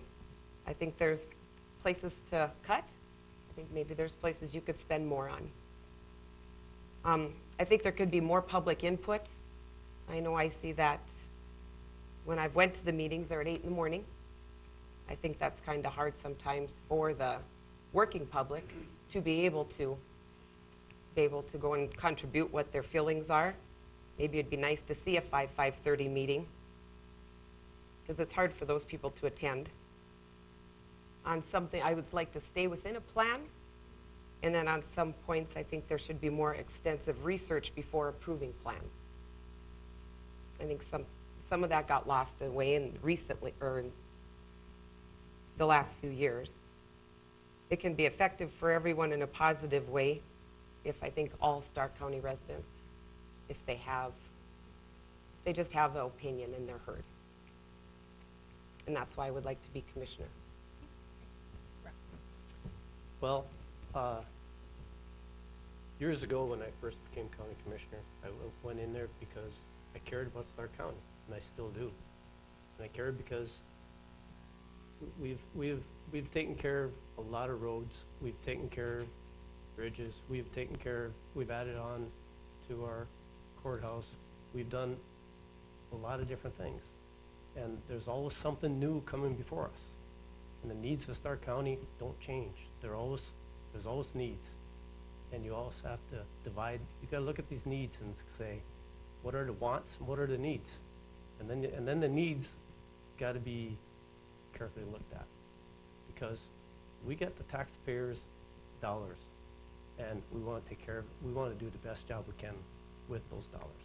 We don't want to just ridiculously spend them on certain areas where we shouldn't be. And sometimes that can be a very tough thing to keep an eye on that, but we have to. Okay, great, thank you. So our second question, we'll start with Russ. Russ, what is the biggest challenge facing the county commission right now? Well, one of probably the biggest challenges would be keep an eye on our mill levy. Or not necessarily mill levy, the dollars that we have in Stark County, keeping the mill levy down. And there's always that issue of, like I kind of just said, what are the main needs for the county, and keeping that down, because you have all these new schools being built, and you have different things in the county that are taking place that we don't have a whole lot of control of. But still, we're in charge of the checkbook, and in order to do that, you gotta try to offset that some way or another to keep these dollars, keeping the mill levy down. So that's probably one of the main things. But there's also, we gotta keep ahead of our roads. In the years ago, when the oil came in, it destroyed a lot of roads. We had to get on top of it. We were on top of it, but of course there was some roads and bridges that took a hard hit. And I can honestly say I think we have a road department that's probably second to none. They do a heck of a job out there. And that's what you do. You surround yourself with good people. You surround yourself with hard workers, and they're the watchdogs for the county, the road department. And so that's just one of the few things. Great, thank you. Carla, same question to you. Also, the budget. I agree with Russ about the roads. Al Heiser does a pretty good job. I think that, You know, now that we have the arena, we've had, you know, we have Lisa's gonna watch over the arena now. I mean, there's a lot of things to, I also think of the sideboards. You have your weed board, you have all these other boards. I think some of that could be managed better. I think it has pushed to the wayside. I think you could go to your county commission meeting, you could look at the minutes, and you know what's going on county-wise. But when it fingers out, and you see it all spiderwebbing in different ways, some of the boards just are not, I just think they could be run a little bit better. I think they could be run a little bit tighter. And that's what I think is really important in the county, are all those little boards. Because those little boards are gonna surround you, and at the county commission level, then when you have those meetings, you have those boards to back you up. And I think we need to work a little harder on those. Okay. So third question, Carla, we'll start with you. How do you see attracting more retail to the county? Then come buy my horses. I don't know. I'm not a politician, so I'm not going to say something that I have no idea how you'd attract more retail to the county. City is one thing, retail to the county, I'm not quite sure on that. Well, I guess if you're talking retail, if you're talking commercial-like businesses, industrial-like businesses, you do that through zoning. And right now I serve as chairman on the zoning board. And you've got to have organization throughout the county. In order to track these, you've got to have them in the right area. You can't just stick them anywhere where they maybe shouldn't be, or where you're going to have someone out there that's not really happy where they're sitting. So you want an organization, and a lot of that comes through zoning. Okay, great, guys. So next question, we'll start with Russ. Russ, what would your 3 highest priorities be if you're reelected? 3 highest priorities? Mm-hmm. Well, keep property taxes contained, I guess. Not necessarily, I can't promise they're never going to go up some. That would be a promise that I probably couldn't keep, because I don't know how that works. So you try your hardest, but you never know. Something can come before you and change that. But we've been very, very cautious, and we've done our due diligence on the financial part of the county, and we're in good shape. We've done well there. And you're talking 3, so I gotta think another 2. Another, what did you say, challenge? Priorities. What would Priorities. You And one of the next priority, we're looking right now at the social services. They're overwhelmed over there. They are beyond full. We're looking at possibly finding a different building, maybe a building, maybe land to put a building on. We're not sure yet. We're kind of searching all those alternatives out and finding the best possible solution for that. It might take time, but that's okay. And then probably the next thing is to keep our roads and bridges intact. Every year we're trying to, the last few years we've been trying to do 2 to 3 bridges a year. Maybe we can continue to do more. We have a 10 mil levy that helps us out greatly in that area. And now we can use that money for new grading projects, bridges, and such, and making it safe. Everything we do in the county comes back to the word safe. So. All right, great. Carla, same question to you. A good budget. I mean, I would be concerned about the budget. Community involvement, that's just huge, I think. I think that's just really big. I think the more opinions you get from the community, then you can make a better decision. And I think that people, even though they give their opinion, if it doesn't go their way, it'll be okay because they feel heard. And then I also think on working on, they worked really hard and really long on getting that outdoor arena. And they, not just for rodeos, and you see everything else they're putting there. And it would be nice down the road to be able to go and work with the grants and stuff to get an indoor over there. So I think it would bring just a lot more than just rodeos. So those would be placed with the county. Okay, great. So next question, Carla, we'll start with you. Once again, kind of how do you balance the residents' desire for those additional services, upkeep of roads, and and all of that, even with their also desire for lower taxes. Well, you have to, I think, with communication, I think if it's, it's run well, then it's easier to be balanced. If you keep a road maintained and you don't get it out of control, then it's cheaper to maintain that road when it stays that way. When you keep weeds sprayed in the county and it doesn't get out of control, then it's cheaper because they're sprayed that way. I just think that it's maintenance. I think maintenance is a huge deal. And as long as they keep the maintenance going and the good communication, everything runs smoothly. Russ, same question. Repeat the question.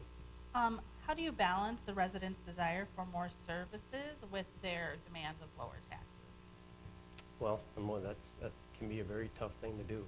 But, of course, when you have emergency services, such as the Sheriff's Department, you have emergency management, you have your ambulances, you have your fire districts.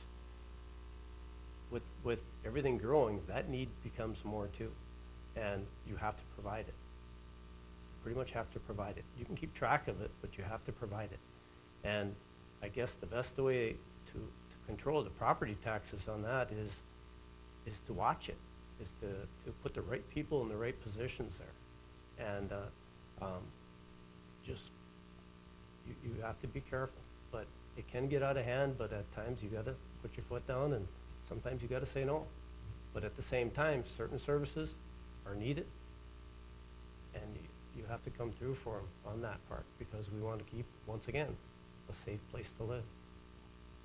All right, great, thank you. So the next question, we'll start with Russ. Kind of question I've asked the other two as well, and as it's been mentioned, the county commission also does have a lot of boards, like the Stark County Social Service Board and those boards that they're also in charge of. So in kind of thinking of that, what does good governance look like then? And Russ, we'll start with you. What does Good governance look like? good government looks like? You put the right directors in the right places, and because it comes back to you as a county commission. Whatever they do there, or the calls you get that reflect, it comes back to you. And right now I am the chairman of social services and chairman of the zoning board, and I'm on different boards also. And it's a situation where you got to watch what you're doing, and good government, you put the right people in the right places. I already said that, didn't I? But it reflects back on you. It really does, as a county commission. And we've had a very good county commission. Carla, same question, please. I'll echo a little bit with what Russ said, and I do agree. I think if you get the right people in the right boards, if you don't have the right people in the right boards, it becomes a little bit stagnant, and then you just end up going back and forth, and back and forth, and back and forth, and nothing gets done. And I saw some of that happening. And it's just, people just, on some of the boards, I just feel that people just, they get stagnant on the board, they stay on the board, they want to stay on the board, and that's great. But then they just become kind of like, they're quiet on the board. They don't stay vocal. And then it just goes back and forth, and it goes to commissioners, and then the commissioners are like, this is how we'll fix it. And then it goes back, and you don't see much of the fixing going on. And I think that's what the governance, I think that could be huge, is with the communication with those boards. And I think more could get accomplished if maybe they moved the boards a little bit around, or they said, you know what, we're going to put a time frame and people can reapply on some of these boards. I think that would be huge. And I think that would help with running the county a little bit smoother. Okay, great. And then next question, Carla, we'll start with you. You kind of said that you have been observing the county commission now for a while. So what positive steps do you think that they've taken in the last year, or at least the last bit that you've been observing them more closely? And are there any decisions you maybe would have done differently? They've taken a lot of positive steps. I mean, Stark County as a whole, with the roads and it's a good county. It's a great county. I mean, you got Belfield, South Hart. I mean, it's a huge county. There's a lot to take care of. And it's definitely not a job to take lightly, and they've done a great job. What was the second part of that question? Oh, if there were any decisions you would have maybe done differently. Yep, there would have been some decisions I think I would have done differently. I think I would have done some decisions differently. I would have done decisions differently with the wind turbines. I would have right away. I think the meeting should have been moved. I don't think it was big enough that day when it was 2 years ago in December. I think a lot of people were really upset because they weren't heard. I think there was the participating to non-participating landowners that were not heard. And I think that if you go and you get to voice your opinion, even though it doesn't go your way, at least your opinion was voiced.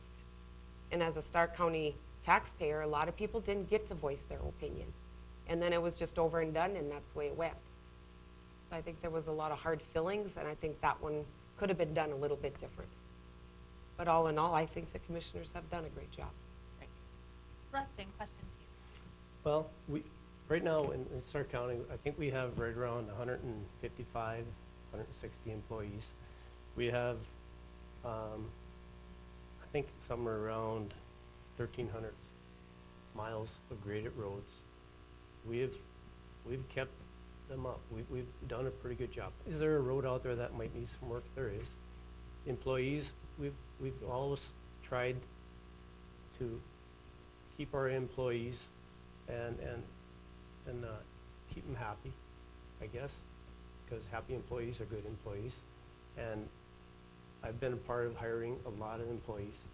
And one of the questions that, and maybe I'm off track here a little bit, but oh well. One of the questions we usually ask them, a new applicant, is how do they describe themselves? And one that I always look for is when they say that they're honest. And if I hear that, that really makes me feel good. But getting back to your to the regular question, I guess I'm proud of Stark County of what we have accomplished, and there's more to do. But right now, to say about Stark County, we've accomplished a lot. We really have. In the last 12 years, when I look back and when I became a county commissioner, there's been a lot of changes, a lot of good changes, and I'm proud. I'm proud of Stark County. Okay, and kind of on that with the second part of the question, like you said, you've been on the board for 12 years. Are there any decisions you can think of that you maybe now, hindsight 2020, right, that you would have done differently? You know, there's maybe a few here and there, yes. I mean, we're a decision. But, you know, once you make a decision on the county commission, even if one person on that commission says no, the commission made a decision, and you go with that decision. You don't look back. You go with that decision. I mean, is there something? Maybe there is. But like I said, once the commission, we move forward. Okay, perfect. And then we will do the last question for you guys. So we'll start with Russ. Russ, what do you see as your vision for the future of Stark County? I see a safe place for our generations to come and live, to stay, or come back. Both of my kids live in Stark County. Like I say, I have a new grandson, and I look at him, and that's a couple generations, of course. And I'm going, gosh, I'd like to keep him here. And so I look at that, and of course you got to keep it diversified. You got to keep things going on to keep our young people here. And that's, you know, with the fairgrounds, which we just accomplished here not so long ago, we now got a person to organize it, to keep it organized and going in the straight, in the path that we want it to go. And that, and we just need to keep our young people here, and hopefully that's what we can do. All right, great. All right, same question. I think that with Stark County, I would like to see the involvement. I would like to see more involvement. I would like to make a difference for Stark County's future. I think, like, Stark County as a whole is great, like I said before. But I just think that when you do something, you do it with the best of your ability. And I mean, with the roads, with everything in Stark County, they are. I mean, it's got to be safe. You're right. I think there's, I mean, you know, security officers in all the schools, that would be safe. I just think there's just needs to be just a little bit, not a lot.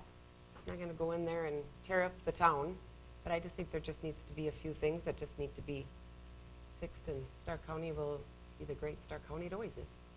All right, great. Thank you guys so much for answering those questions. And just like all the previous candidates, I'm going to give each of you a few minutes, kind of say your closing statements, give your little kind of elevator speech on why they should vote for you. So Carla, since you're the last person to, or actually, since Russ was the last person to get the question, you can start off with your closing statement.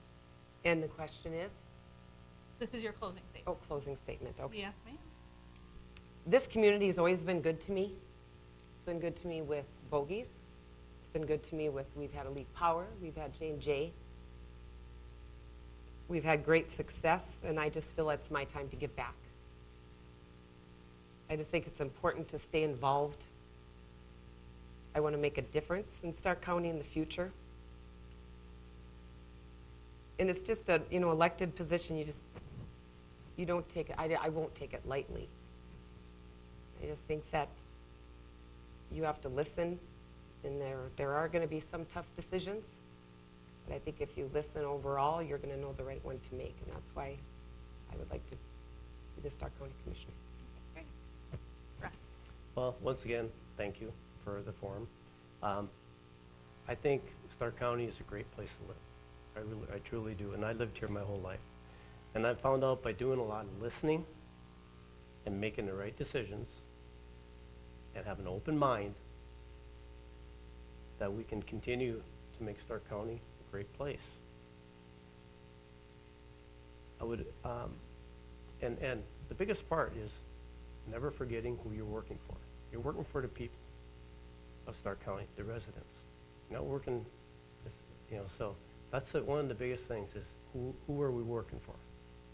And you can't forget that part. And anyhow, I would appreciate the support of Stark County on June 12th, and thank you. All right, wonderful. Well, once again, thank our candidates for taking the time to answer our questions. And I guess just kind of thank all of you for coming and staying and being better informed voters when you go to the boxes on June 12th, and definitely get out there and vote. And thank you guys so much.